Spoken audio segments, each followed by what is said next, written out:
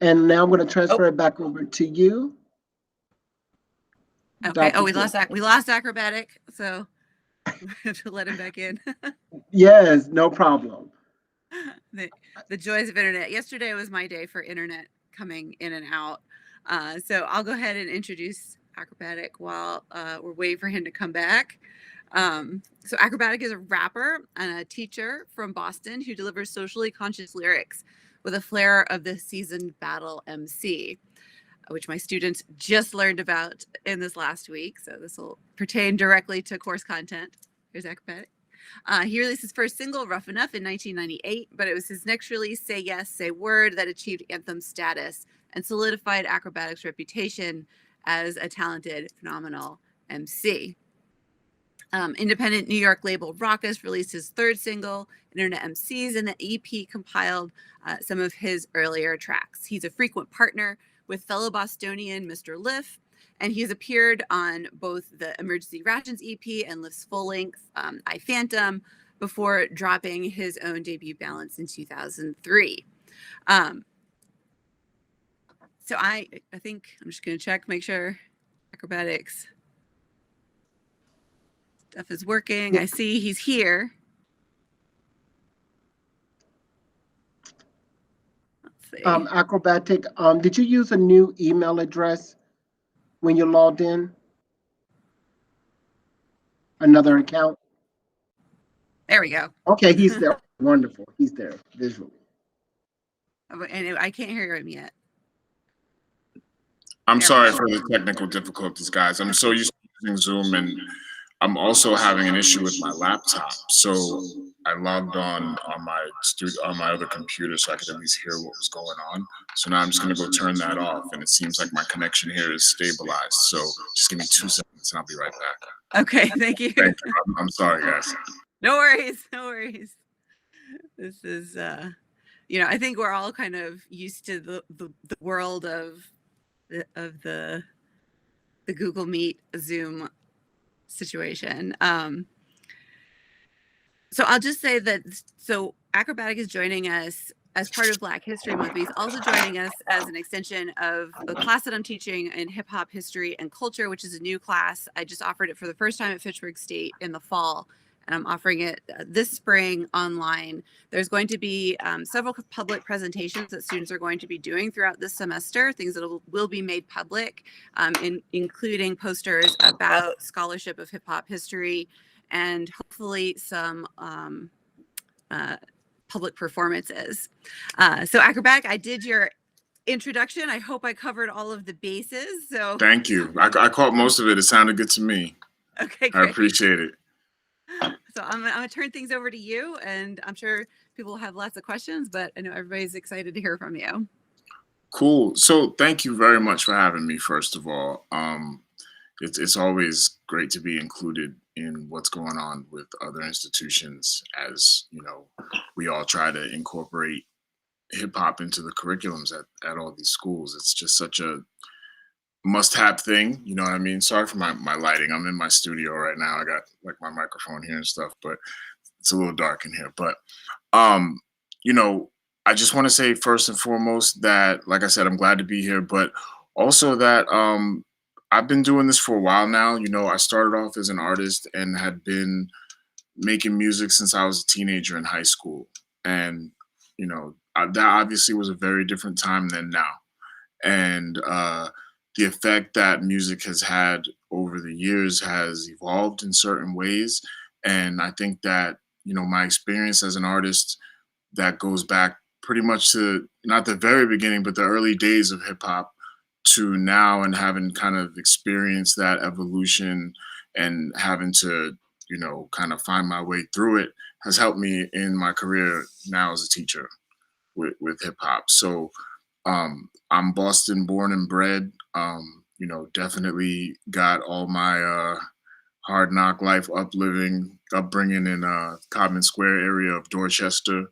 I got to see, I guess, the best and worst of both worlds, because I went to public school in my hood, but also spent a few years in private school and Catholic school. So there were all different types of people from all different types of walks of life and all different types of parents that had kids at those schools. So I just was fortunate enough to meet so many different types of people who did so many different things, and that kind of influenced my desire to want to get out there and be part of something that was bigger than myself and bigger than my immediate surroundings.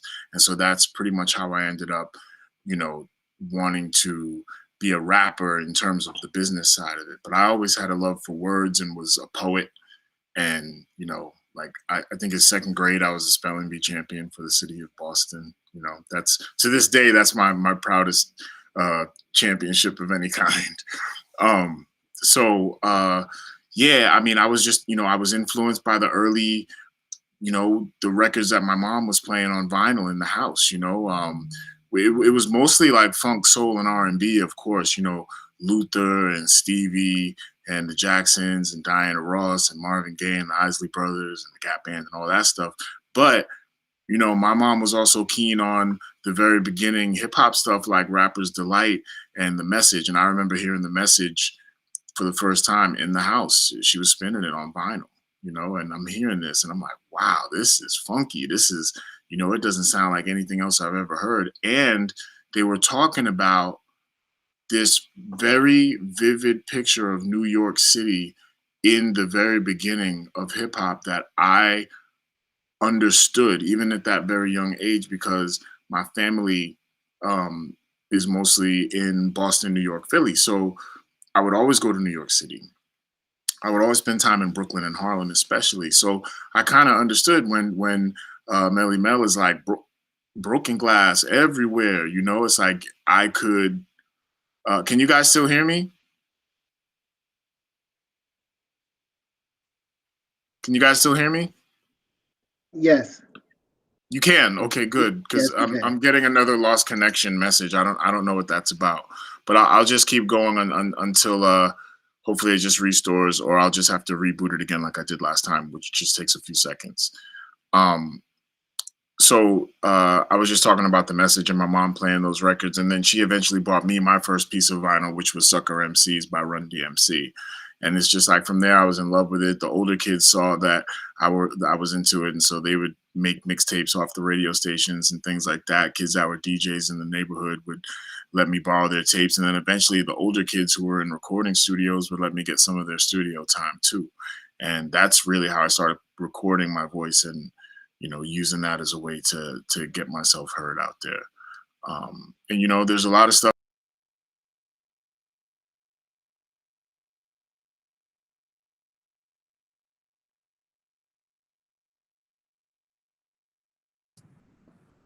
Looks like it's frozen. I wonder if he's on Verizon. I had Verizon issues yesterday. Maybe it's like moving around from like neighborhood to neighborhood. Like today, we're going to do this neighborhood. The roving blackouts. All right, so he said he'd reboot. So I'll just note for anybody who's following along in the class. So I spent about 2 weeks in the beginning of the class going through history of Black music in America, the policing of Black music, the rise of the civil rights movement, intellectual history of the civil rights movement, and the rise of Black power. And we spent a lot of time really setting the scene for the development of hip hop to show it as an outgrowth, as an artistic outgrowth of these experiences, and that Black music had continually developed and continued the expression of the Black diaspora, which is part of our theme for the month and highlighted on the poster. And that context of the South Bronx and of Brooklyn and of New York City, that it didn't just come out of nowhere, and that there was these deep roots. And it could be one of these hard questions when you're doing hip hop history of where do you start? How do you start with the party with Kool Herc in 1973 in the community center, and all of a sudden hip hop is born? Or, do you go back to the Black arts movement and, groups like the Last Poets and Gil Scott-Heron? Or do you go back to AM DJs and, Jocko Henderson and the verbal stylings that they did on the air? Or do you go back to Jamaica and the Jamaican sound systems? Do you go back to World War II and American GIs bringing the sounds of R&B and music to Jamaica, and they didn't have radio and live performances in the same way, and so they developed the sound system. So you can keep kind of moving it back and back, and so it's a hard thing to decide where to start. But when you're talking about the life of an artist, it's definitely about kind of laying those influences and those foundations. So it's exciting to hear from an artist to see, what those early influences are, what families and are listening to at home, and the kinds of influences that we're being exposed to. So let's see. So I think he's sort of back. And I could contextualize forever. So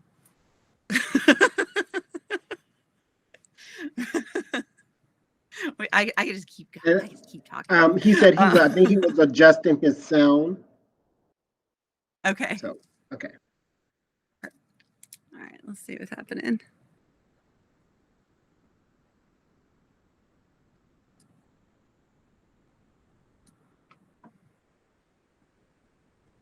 Another minute or two. Back. Okay. So in the class, we just finished talking about Rapper's Delight and sort of the language of toasting and boasting, and how those traditions and playing the dozens and ritual competition, how all of those verbal stylings were influencing these rap battles that start to really increase in number. We haven't quite gotten to the famous Christmas rap battle with Busy Bee. We're almost there, so I think you might read about it this week. Let's see how we doing.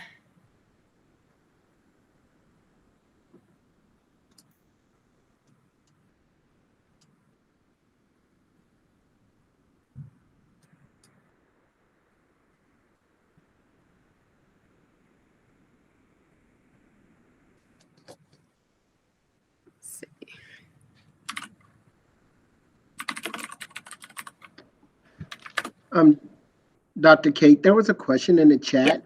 If you have a chance, about 1973, you made a reference.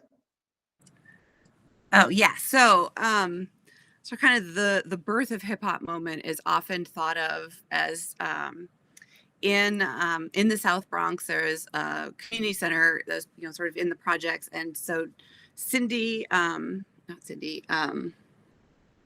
Kool Herc basically was in. They were throwing a party. It was a graduation party for his sister.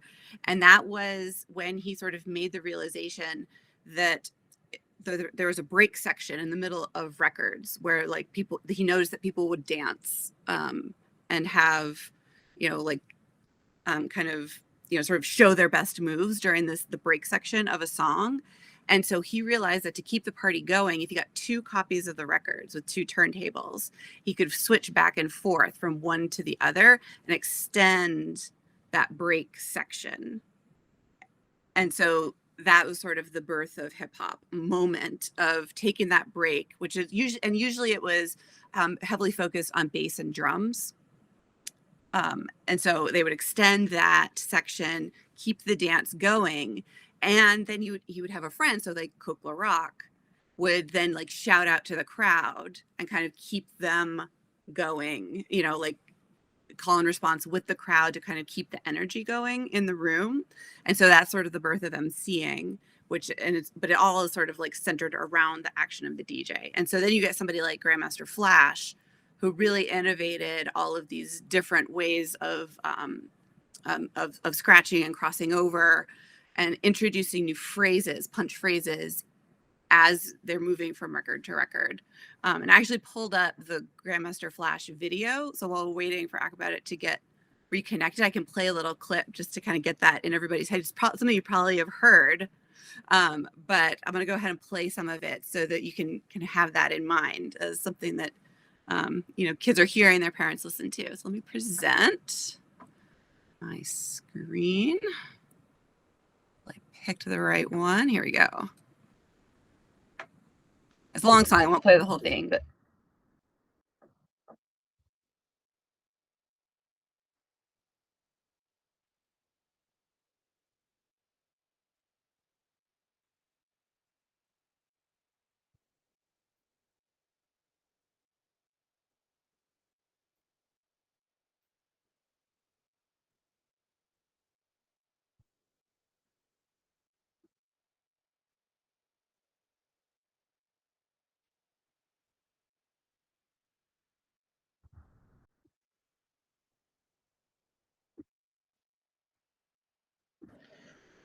Dr. Kate, I think some of yeah. us are having issues. Okay. Okay. Can you not hear it? Why? No, ma'am. Worked before. Let's see. Maybe the internet issues are spreading. All right. Let me stop presenting. Oh, it could be because we're recording. It might be a licensing thing. That's why. I bet that's what's going on. It won't because it's a licensed video and it's YouTube. Sometimes they won't let you broadcast things so that you can hear the sound. Were you able to see the video? Yeah. So there's Akrobatik. Okay. So yeah. So in the video, which is super interesting, is that you're actually able to see, they're just like outside. I don't know where they filmed that. I think it was in Harlem and Harlem. Anyways, sorry, Akrobatik. We were just looking at the message and kind of revisiting. So I can't hear you yet. Sorry. Yeah, I was watching you on my other monitor while I was going through this anxiety attack with this laptop. I don't know. This is the computer I use to teach. I use it all the time and haven't had any issues like this with Zoom. For some reason, the connection is intermittent right now. I don't know what that's about, but I'm present. I'm definitely interested in the conversation for sure. That's good. Well, I'm glad. So I just was revisiting the message and kind of setting up that sound that was influencing you, and then you said Run DMC was your first. Yeah, that was the record. first song that like my mom bought for me. It was Sucker MCs with "It's Like That" on the B side, and again, it was more that like people talking about that gritty life that I knew so well, not only at home in Dorchester, but also in New York City when I visited family all the time and things like that. So it was just really cool to hear this turn into something that could be put to music, and it just fit right in with what I already loved to do, which was to mess with words and play with poetry and stuff. Like I was the kid who would just be like in a room by himself with an encyclopedia. I would just pick a letter that day and just start reading about stuff in the encyclopedia because that's just where all the knowledge was. So I would just go to it. So I guess I always had a little bit of a scholar in me. I wasn't the best student, you know what I mean? But I think that it has worked out for me in terms of being able to share what I know.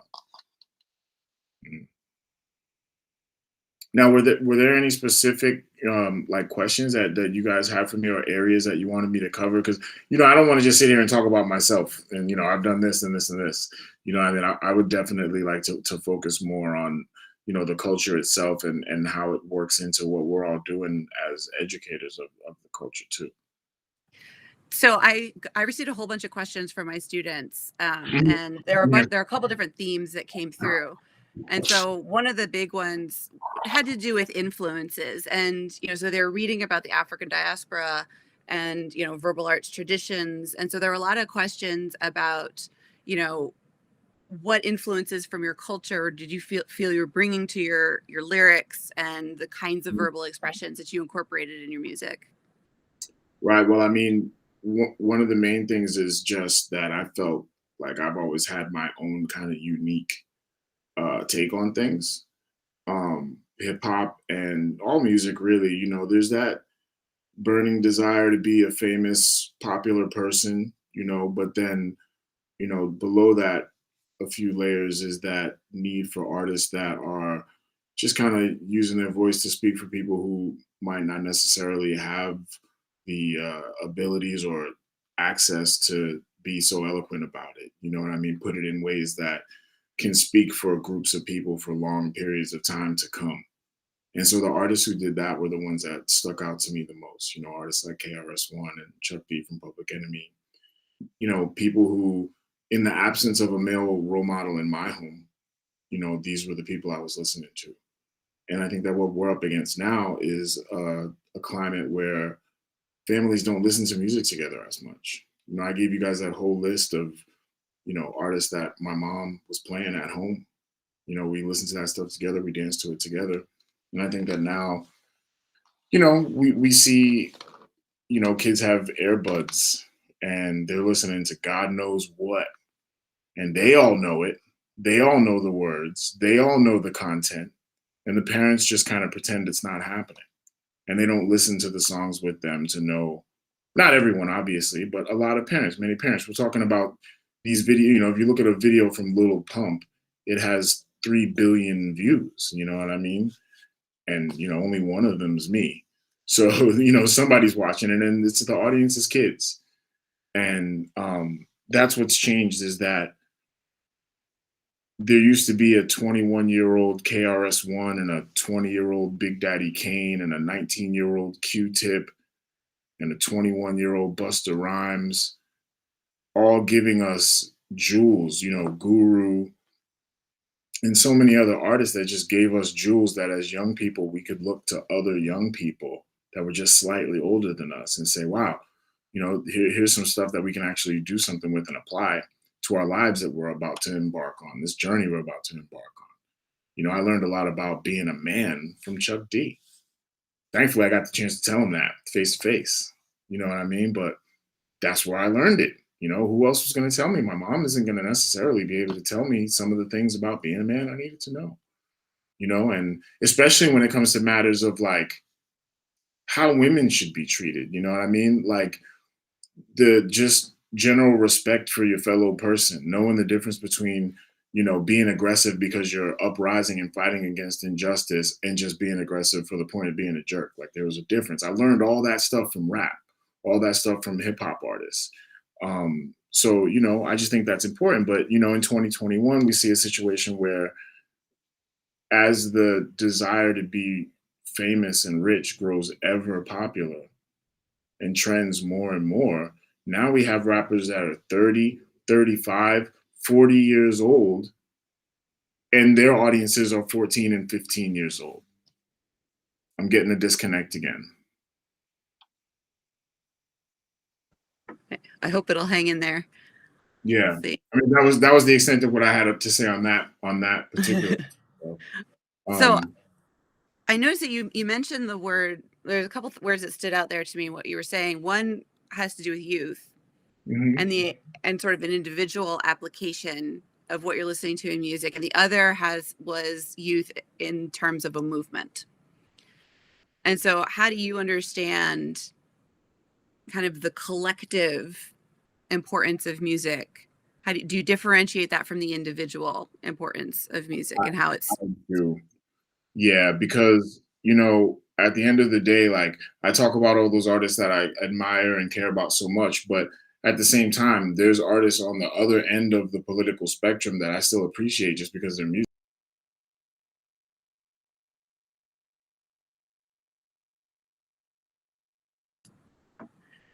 It seems like we get the message and then the delay and then it cuts. I have to say, I feel like I have a catching internet issue. This is like exactly what was happening to me yesterday. Let's see, so maybe he'll reboot again. I don't know. For anybody who's watching, do we want to do like a question collect maybe of, put in the chat or feel free to share here. Or do you have any questions that you want to make sure that we get to?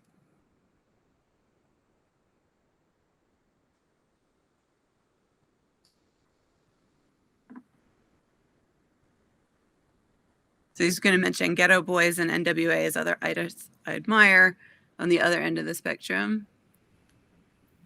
Patricia. What's the spectrum that he's referencing? What's on either end? The spectrum of what? I think the political spectrum. Oh, okay. All right. Or but maybe in terms of it's clearly on Democrat and Republican. Like, what's the spectrum? Yeah, that's a good question. Spectrum. I'll put that down. And maybe also just sort of the personal influences, like somebody like Chuck D, I imagine would be a very different father figure than somebody like members of the Get Boys and the messages in the music. So maybe it has to do with that too. But yeah, so what's the spectrum?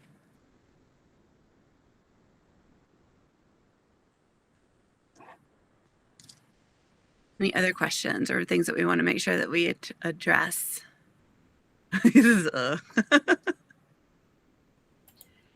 Me again.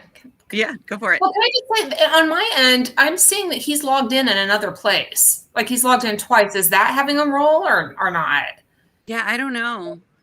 That happened to me too when I was presenting. Okay. Well, my other question was just, I don't mean to dominate the questions, but I'm just trying to add something here about the history of Boston hip hop. I don't know if he has any thoughts about that or not. That's a very broad question, but something I'd be interested in hearing about. Yeah. Yeah, I mean, this is a big question for me too, because I think, Boston has this rich hip hop scene, that goes back, a long time. But I think it doesn't always get like the national attention as other scenes. If it's linked to politics, I mean, there's the busing problem issue, and I mean, race is a big problem. Racism is a big problem in Boston, so I'd be interested to hear what he had to say about that. Yeah. I'm taking note of everything. Whoa. Jumping around here. Like windows flying out. There we go. Let's see. It says, thank you. Yeah. I think everybody has empathy for the technological issues these days. We all just kind of ride the wave of the internet. It's like take surfing to a whole new level. Okay, there he is. All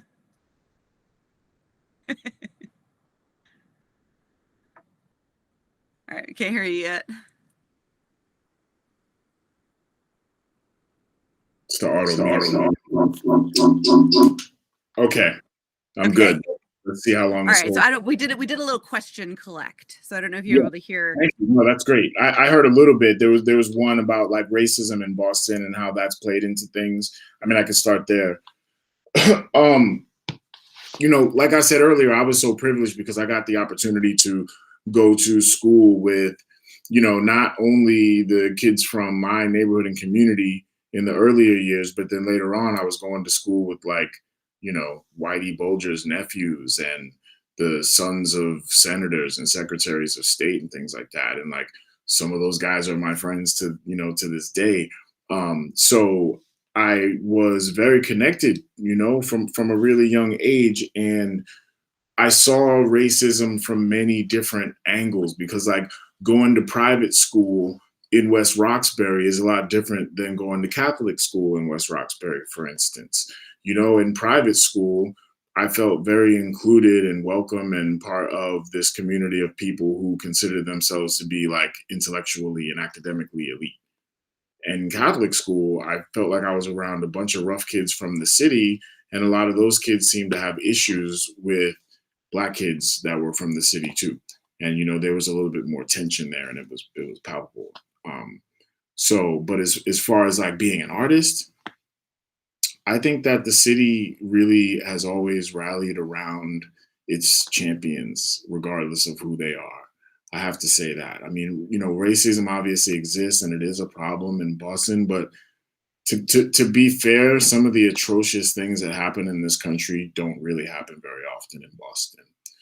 So a lot of the racism that I think is in New England is definitely more of the systemic nature, definitely corporate economic stuff that goes on, but not necessarily as much like, at least I don't see like violence. I don't really see like, unarmed Black people being murdered by the cops, for instance, on a regular basis. I don't hear stories like that coming from Boston.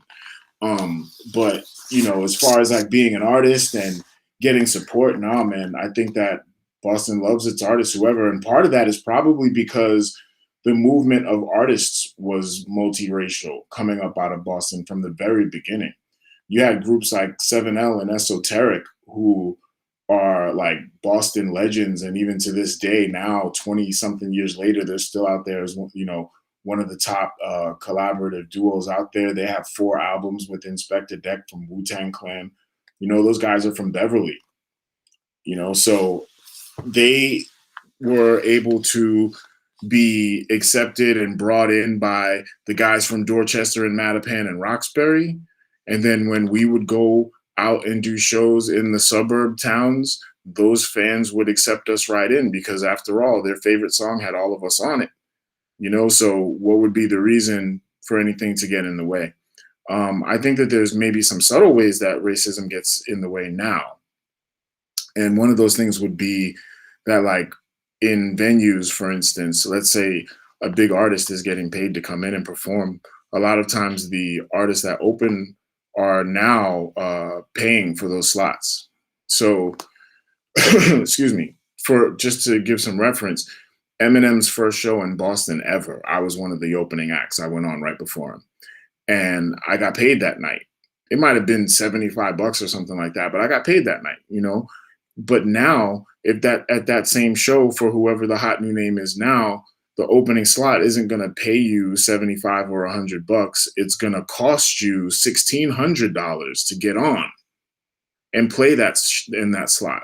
So in other words, that slot is going to go to the people who can afford it, versus the super talented kid who has nothing, that really is the person who would benefit the most from having the opportunity to perform in front of that audience. Take it from me, because I got to open up in front of Eminem's audience, and then all Boston Eminem fans now knew I was good too, and I could hold my own on the stage with anyone. And so that's a very important break that I think that, because of today's climate of just making money off of everything, that a lot of great art and great artists are being underappreciated and not seen nearly as much as they should. So I try to do stuff to, like, I'll put artists on my Spotify pick of the week, or I served on a panel that chose like the Northeast representative for the NPR Tiny Desk concert. So just being on there and just making sure that people know, like, do you guys even know on this panel that's deciding this what the good hip hop is and why? You know what I mean? Like, it's good to have people on the panel that know those things. And so, that's another reason why I'm happy to be included in discussions like this one too. But yeah, as far as like just like straight up racism in the streets in Boston, that has never really been something that I've had to deal with too much. I think that what I've seen is more Boston is segregated to the point where every community is by itself in some little corner of town, and they all fight within each other all the time. And then maybe they're mad at everyone else because they think everyone else has it a little better than them, whoever they are. I was going to ask about the nature of the Boston hip hop scene, and like what are its boundaries, like regionally? Like when we think of Boston, we tend to think of Greater Boston. Yeah. But then I'm also wondering about like with New York, like we think about like, okay, there's the bridge is over and like the different boroughs. Like, is there anything that kind of replicates that inner geography of the Boston scene, or is it is Worcester part of the Boston scene, or is Worcester its own thing? Like, how do those different sections relate to one another in musical creation? That's a great question, because as we teach these hip hop history courses, the local history is always going to be so important, right? And I think that from the early days, it was kind of established that Boston meant the greater Boston area. Like I said, with 7L and Esoteric being from Beverly, Rex being from Haverhill, Terminology being from Lawrence, or maybe I have those two switched around, but you get the idea. Like, all the different area codes are represented. 508 guys. There's so many people from like down the Cape, and even I would say sometimes like people in Providence, and spots that also just have been always so supportive of Boston hip hop, like Portland, Maine. I've probably done more shows in Portland, Maine in the last 5 years than I have in Boston. It's just really supportive. So we all just kind of know each other. Whenever it's time to go on tour, it's cool to know that we kind of have our own little corridor that goes from like Augusta, Maine, all the way down to New York City, where we don't have to necessarily go on these big national tours or spend so much overhead money to go and do some shows. We have our localized fan base, and it's solid, and it's been there for a while. And if you're an Akrobatik fan, you're probably also a Slane fan, and you're probably also a Mr. Lift fan, and you're probably also an NOG fan, and so on and so forth. And I even think that it is starting to transcend generations too, because I'm getting a lot of the younger artists these days reaching out to me to do songs with them and things like that too. So I think that part of it all is alive and well. I think that now you have, because of the power of the internet, you don't even really need the local support necessarily to become very highly visible anyway, and have people know who you are. So like you have guys like Jorna Lucas from Worcester, and Token, who is also, I think, from like Beverly or somewhere up in that area. I mean, Token has a song on the last Fast and Furious soundtrack. Jorna Lucas has a song with Eminem with the video. I mean, and in terms of like what matters to the mainstream folks, those accomplishments are much bigger than anything I've ever done. So I look at that and say, hey, why not acknowledge them as part of the Boston team? You know what I mean? Because when you meet these artists, they'll tell you they usually know who the ones who came before them are. And much like my story kind of started with, one day I was in my house watching Yo MTV Raps, and next thing I know, I'm looking at Dudley Square and Nubian Notion, and it's because Edo G has a video on TV, Edo G and the Bulldogs. And when I saw that, it was like, wow, that means I can do this. I mean, that guy lives 10 minutes away. Here comes a connection drop. But now at least I know how to reboot it. I know how to reboot it fast enough so that it's not going to be like a 10-minute wait. That sounds good. Yeah, I'll see if I get the next question. So I think Patricia had asked about the idea of the spectrum, and I was wondering if you could maybe talk a little bit more about how you see the spectrum of, is it a political spectrum? Is it like a family figure, like message kind of spectrum? Like, how do you conceive of those poles? I feel like when I was referencing it a little earlier, I was definitely speaking of the spectrum in terms of like music that kind of serves the purpose of either being like uplifting to the community or speaking in a nonviolent kind of way. Think of it as like Malcolm X hip hop and Martin Luther King hip hop. You know what I mean? I think that overall people would probably put me more in the lean towards the Martin Luther King hip hop. You know what I mean? But I love the Malcolm X hip hop. That's what I'm listening to all day. You know what I mean? It's just that what I make is more representative of how I.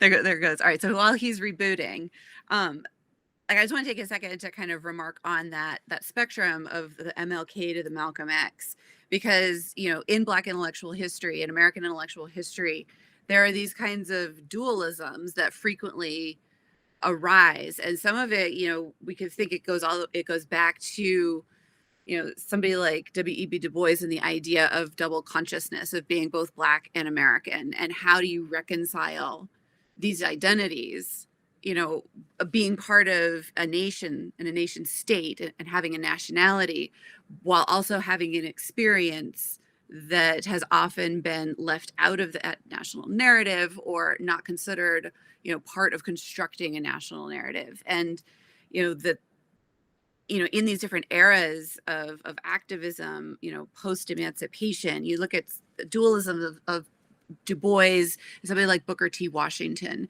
and there's always these tensions of assimilation, with less of the negative connotations that term can take on, and separation. So Booker T. Washington of going into our communities and building our own communities and our own institutions, and maybe not pushing for political equality or recognition right away, which is was seen by people like W.E.B. Du Bois as giving into white supremacy and giving into the second class status, whereas Du Bois was like sort of pushing for recognition now. I'm sorry, he's back. I'm expounding on Black intellectual history and sort of this dualism of MLK and Malcolm X. Yes, I've been listening the whole time. So okay. when I'm gone, I can still hear you guys. You just can't hear or see me. I'm sorry. But yeah, that's something that I've obviously had to struggle with a lot, and just like in the things that I've read and heard in class and experiences that have been shared, I understand that it's something that most Black artists have had to deal with, especially if you are fortunate enough, as I have been, to travel the world. Because once you start to travel the world, you start to get a better idea of where you stand in the diaspora as a Black person. You know, for instance, anywhere I've ever gone, I think that the thing that stands out to people the most about me is that I'm American. But only in America, the thing that stands out about me the most is that I'm Black. That is something that you would think that a place that has had almost, half a millennia to figure out, that it wouldn't be a problem anymore. But unfortunately, it's indoctrinated, and it's a chain that I don't know if it can be broken or not. You know what I mean? It's like generation after generation after generation after generation, starting over the same fight over and over every 30, 40 years or so. You know what I mean? So that part of it is a little weird for me, because when I leave the country, being an American feels like the coolest thing ever. But when I'm in America, it's like I always have to be reminded about what I am also, you know, in addition to being American. Well, before I'm an American, I'm an African American. I've never been to Africa. I have never been to Africa.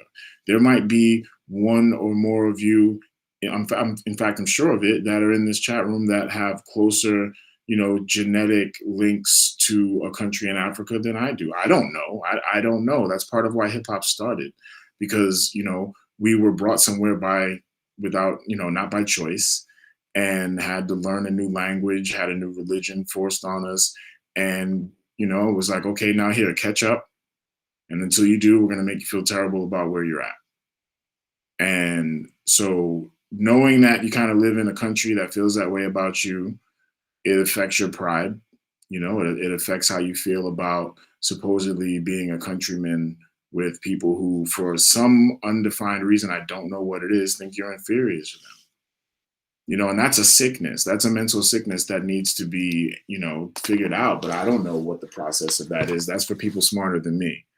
But I am smart enough to know that if you're just kind to people, it usually gets returned. And I'm just glad that I've been able to go to countries all over the world with white people, brown people, and Black people that all just seem to have this freedom from the shackles of the division that there is between the races here in America.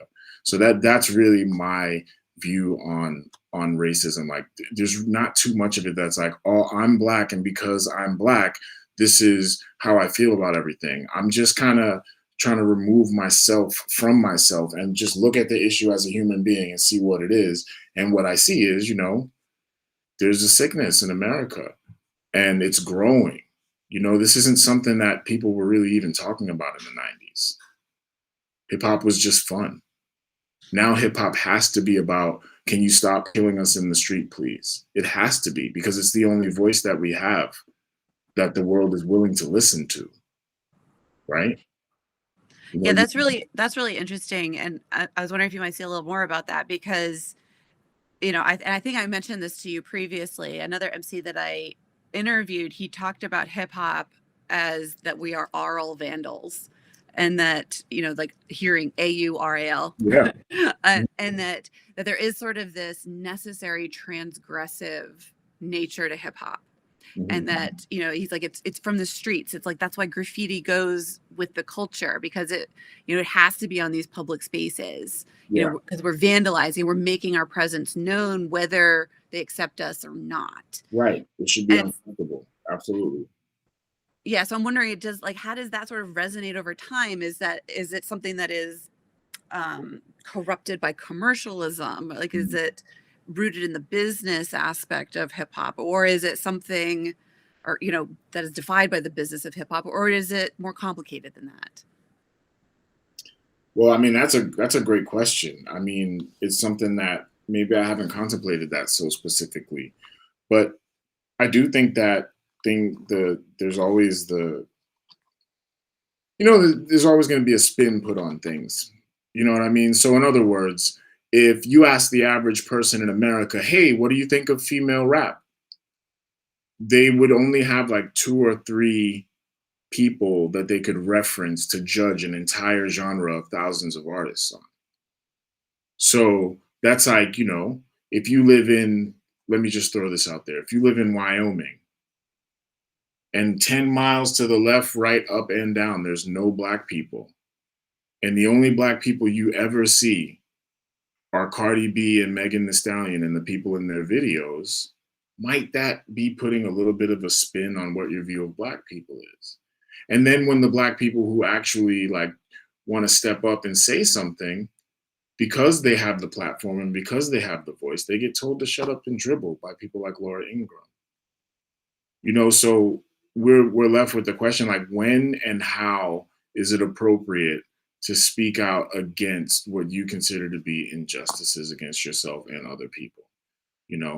Like, what is it that makes it okay for you to do that? And there's so many glaring examples, especially in recent history, of just how America feels about that. The answer is, it depends who you are. It depends what you look like. Because if you look one way, you can come up and, excuse my language, but you can take a piss on Nancy Pelosi's desk. And maybe you'll get a call. You know what I mean? But we've seen situations where people who weren't even doing anything had FBI agents run in their house and shoot them and then not even have to pay any type of retribution afterwards. So I just think that the stance on racism, it would take serious ignorance to ignore it at this point. You know what I mean? To say that it doesn't exist or it's not there. It's funny. I'm not sure exactly how relevant this is, but I saw something somebody said the other day about how, like, with black people in America, and I've heard this from other people too, especially black people from other countries. Why is it that black people in America are always crying racism when immigrants from so many other countries come in and are able to just do so well in business? Maybe it's because of some type of American privilege that creates laziness or something like that. And I just tried to give the analogy of like a burning building. Like, if somebody set a burning building on fire, set a building on fire, and the people who got in on the lower floors escaped with their lives, would the people that died be not as good as the people who were on the lower floors that weren't indoctrinated with the, the atrocities of racism of this kind for 400 years? Those people got here, they got away from what they were running away from. So they don't have the same, mental hoops to jump through when it comes to being in America, as families that have been here for generations in certain communities. I think I'm going to cut out. Okay. Hopefully not. We'll see. Because I also wanted to ask about teaching.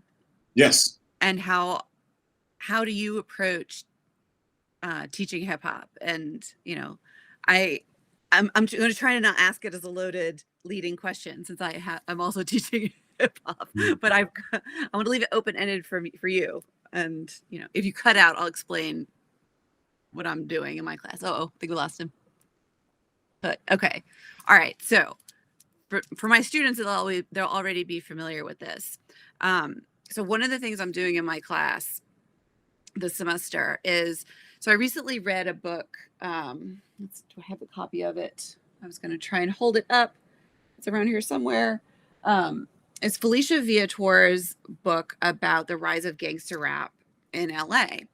And she, historiographically, so historiography is the history of history. So kind of how historians, shift their narratives and their interpretations of things over time, and how we talk about origin stories. And so hip hop has this particular kind of origin story.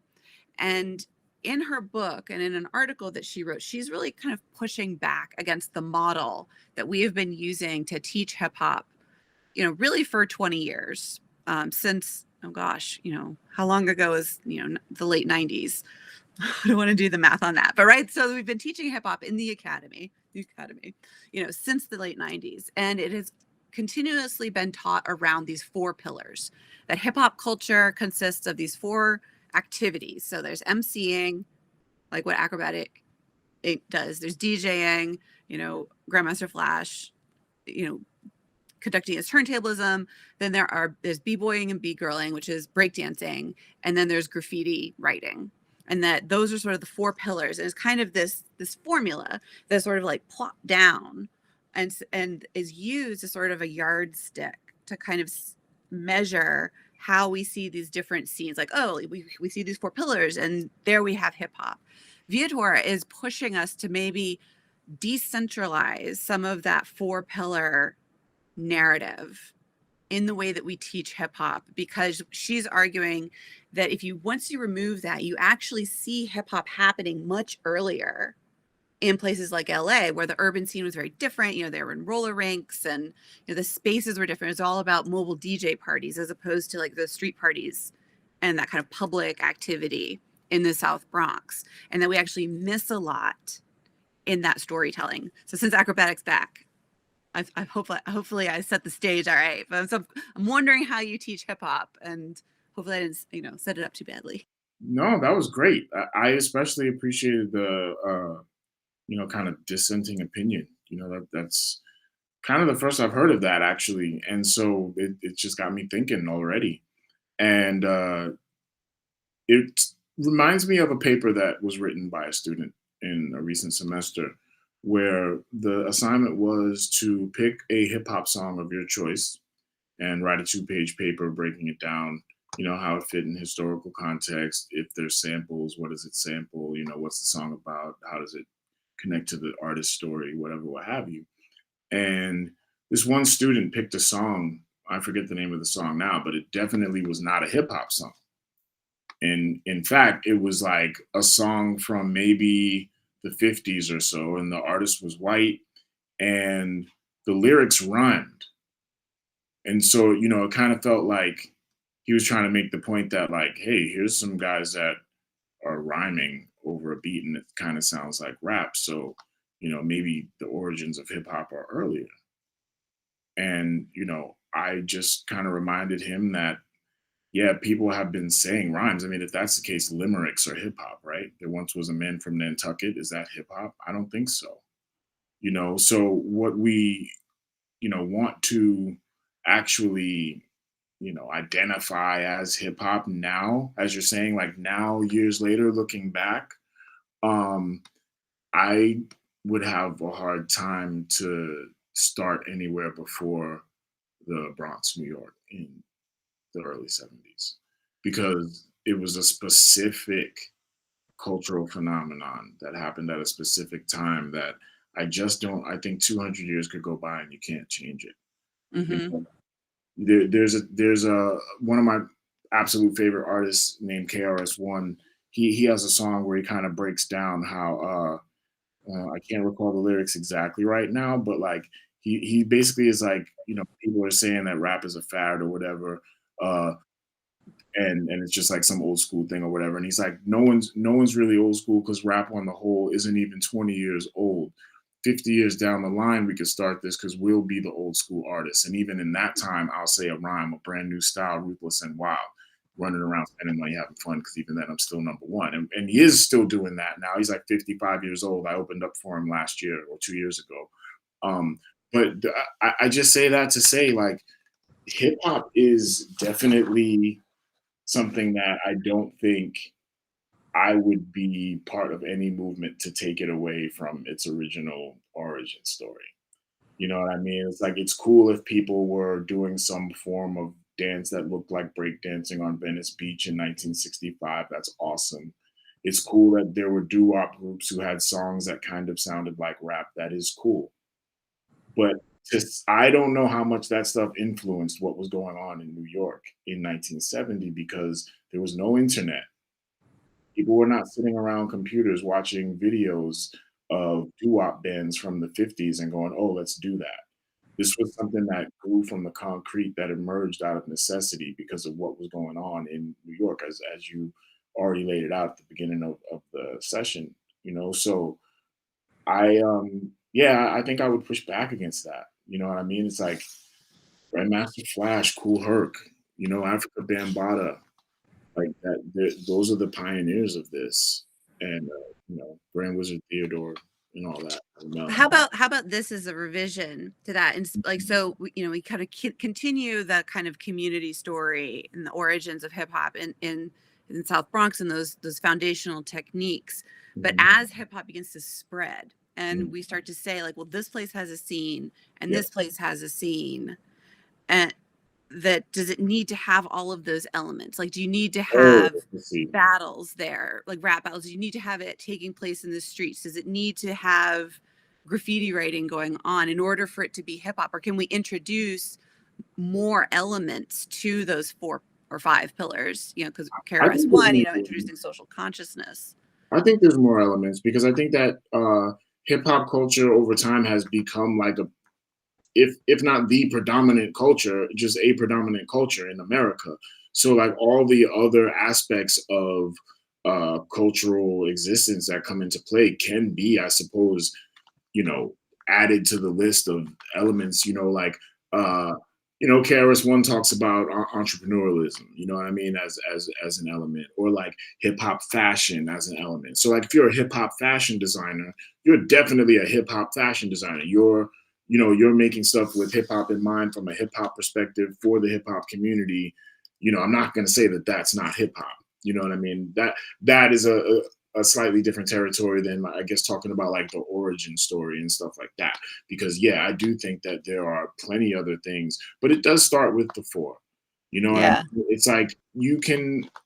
I mean, I'm not the best at analogies, but like, are you a karate master if you don't know how to do a roundhouse kick, but you can do some other cool stuff that karate people can do? You know what I mean? It's like, how do you exactly fit in? To what degree do you feel like you're taking part of the culture, or are you just part of the culture because you were born into it? I think everybody's definition of it as individuals probably even changes, because there might be somebody who's like, yeah, I can beatbox, but I don't listen to a lot of hip hop music. But like, if you can beatbox, then that means that there's some element of hip hop that's within you. You know what I mean? But it doesn't make everything hip hop. It doesn't make a Cheerios commercial with somebody rapping hip hop. That's taking an element of hip hop and creating a commercial product with it. You know what I mean? So I think that, that is where I think the waters get muddy, because whoever's in control of the information and the algorithms and all that stuff, it's about what's being seen the most and making sure that that gets seen more. And we all know that that's going to affect the quality of anything, and it's going to affect the authenticity of everything, because no one's going to tell me that McDonald's, with their billions and billions served, is the best food that's out there. It's not. In fact, it's pretty much the opposite of that. It's like a bottom of the barrel option, right? It's good in a cinch, I guess, but like, seriously, that is happening in terms of quality control with everything. How many great authors out there are hurting right now because no one's paying attention to their book because Donald Trump Jr. put out some crap that's #1 on the New York bestsellers list? Well, that's what's happening to artists of every single type in art, including the rappers. COVID hits, it hits everybody. People are upset. I had to close my restaurant. My business is down. I'm now, February 29th will make 365 days since I last stepped on stage, and that's my main form of income. So times change, and to say that, hip hop is just this static thing that rests atop these 4 pillars and that's never going to change, I don't subscribe to that either. I definitely think that those things will never leave hip hop. And those will always be the aspects of hip hop that I have the most respect for, because they actually show like the original talents, and I just love the music so much. Yeah, that's really fascinating. And I just wanted, before we move to wrap up, I just want to see if there's any other questions, anything that we haven't touched on. Unfortunately, I don't have access to the Google form. I think Mensley might have that. I know he has to go. I can check. Hi, I'm sorry. My name is Marla. I can check the Google form real quick just to see if there are any other questions. Okay. And anybody feel free to unmute and ask a question or put it in the chat or however you feel comfortable. We have a couple of people on the live stream there's one. Let's see. Comment. I definitely get the different pillars, and just me being like uh an early 90s, 80s hip hop, person. It's kind of like if you don't freestyle, I feel like it's different ages. If you're not a person who freestyles, uh, or battle raps, some folks are looking at that like, that's not really authentic. And I think as each generation of hip hop, whether you have mumble rappers, I think before it was like Little Wayne's crew, like it's different. I feel like generational. So I just wanted to throw that perspective out there. Yeah, and that term authenticity, like, is this term that like we hear a lot, and like, but it's so hard to define in a moment. But it's like we know it when we see it, right? That there is something like authentic that we are able, that like kind of speaks to us, that whatever the commercial thing is that they're trying to sell to us, as if it's pseudo rebellion, or which is something I was thinking about this morning, or if it's a kind of manufactured image. Like somehow we know when it's manufactured and when it is something that is kind of authentic. He's still restarting again, but I know he can still hear us. Any other questions that we can, and so we'll put kind of this generational question and framework, as well as this idea of authenticity. Anything else that we want to add, plug in here, add to the list?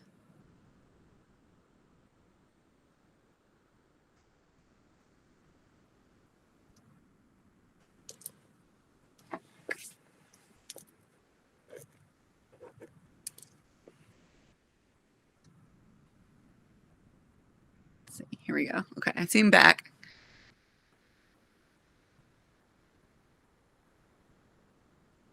Oh, Patricia, do you have your hand raised? Oh, there's like a little hand. Okay, wait, here we go. One in the back. Says his computer hates him right now. I know the feeling. I really do. All right, so I'll do last call for any further questions. Marla, there's nothing in the table? No? Okay. All right, we're good to go. And then let me just double check my students' questions. I think I sort of worked lots of those in there. So people asked about women, which we sort of touched on a little bit. I'll also put a plug in for the work that's being done by the MC Akua Naru. She was a fellow at the Harvard Hip Hop Archive, I guess a year or two ago, maybe 2 years ago now. And she is working to create a digital database of women in art, and it's women with an X, and sort of people who identify as women and their contributions to hip hop, and to really focus on recording those voices, because archiving hip hop and keeping the sources in a place that's accessible so that scholars can do their work is a very challenging aspect of doing hip hop history, because a lot of it wasn't recognized as being stored at the time. Akrobatik is back, so I don't know if you heard some of our question gathering and discussion. I missed a chunk of it that time. I do want to just throw into the last thing that you were saying. We do have, I don't know if you guys are familiar, but we do have a Massachusetts hip hop archive at UMass Boston that I would love to show you guys, or at least introduce you to the curator of it, my friend Pacey Foster over there. He's been gathering stuff now for years, and he's got a really, really good treasure trove of Boston and Massachusetts related stuff that goes all the way back to the 80s, like VHS, grainy tape stuff, all types of craziness. So an option for my students this semester for the first project, when they have to put basically their first assignment is to put a song into a hip hop discography and kind of explain its importance. And yeah. I've made that available to them as an option. Sweet. To like interpret some of those sources and to kind of read them into context. That's dope. So hopefully we'll have some time into what it's all about. I mean, you're talking about like how I teach and stuff like that. I mean, that's a big part of it, is getting the students to think creatively, kind of put them in the mind frame of an artist, especially if it's for the students who aren't artists and don't get to do it all the time. But like even just the poster that's over my head here, that's some of my student art there. And what she did was she did a recreation of an album cover by an artist named J. Cole, and like put a spin on it where it just was addressing like the drug problems that this generation is having, and how, you know, the artist that is trying to be the voice of reason for the youth is also conflicted themselves and struggling through things themselves. But, you know, and there's papers that go along with them that they explain all that. So, you know, just giving them the opportunity to come up with different creative ways to express themselves. One student made a trivia board game where you're going around the board and like there's little characters from hip hop. Hold on. Please check it out. Like one of the little chessboard characters, here's me bouncing around, you know. And so I love that. that type of stuff. It's fun. I definitely the honors college gives me a lot of leeway to do different types of creative stuff with them. So yeah, that's a big part of it. And I don't know if there were any other questions that you had while my computer's holding up on its last leg. Yeah, so somebody was just kind of asking about like the different generational shifts and, you know, the idea of authenticity and sort of. Oh, right.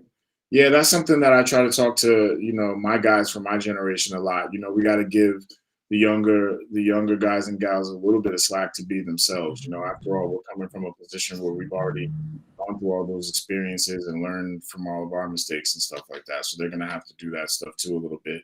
Common is one artist who does a really good job of breaking that down in song form. Yeah. Oh, I think we're losing him again here. So we're running up against the end of our time. So we'll see, maybe it'll come back. Maybe it'll come back. You know, again, we're surfing the internet waves. Is there any other closing thoughts before we wrap up? Just want to make sure it's about your voices. So I want to make sure everybody has a chance to say something.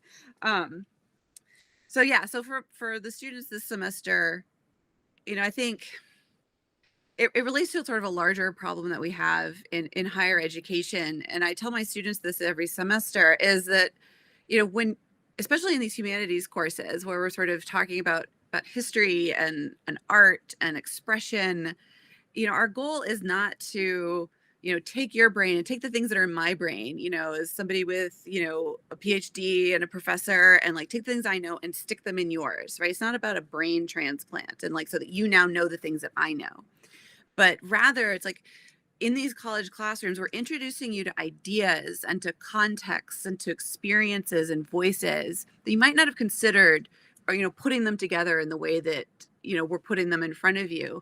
And it's not so that you memorize it and know it and, you know, in the end, it's so that you know it and then you do your own thing with it. It's ultimately, right, as professors, we're inviting you into the process of knowledge creation, that we want you to take these ideas and do something with them and to put your own voice into it, because your voice matters. And, you know, as you know, it's really cool to talk to, you know, to MCs and to, you know, listen to Grandmaster Flash and understand what Grandmaster Flash was trying to say. But the ultimate goal is so that you have the space to go out there and speak your own truth, and to, you know, do so in a way that's influenced by all of these ideas and enriched by all of these ideas, so that you can have multiple conversations and multiple contexts. But, you know, ultimately it's about, you know, creating and, you know, producing new cool stuff and hearing what you have to say. I think knowledge, yes. It's coming through. All right. So I don't know if we're gonna. Yeah, I think Akrobatik's gonna come back. So we'll. I'll say thank you. And if he can come back on, and we can thank him together. I'm on internet. But I appreciate everybody who's tuning in on the live stream. Anybody who's gonna be tuning in later and watching this. I know a lot of my students were asking me about the recorded session, and so yes. Many people will be watching after the fact. But so Akrobatik, thank you so much. I'll let you close this out. Thank you, guys. I'm glad that I was at least able to connect one more time to say thank you. I truly am sorry about the technical difficulties. I haven't had to endure this ever before on any kind of virtual meeting. So I blame Google Meet. Yeah, Zoom is usually what I use. But regardless, I do really feel like I got a lot out of this conversation. Catherine, you sound like you're doing a really great job over there.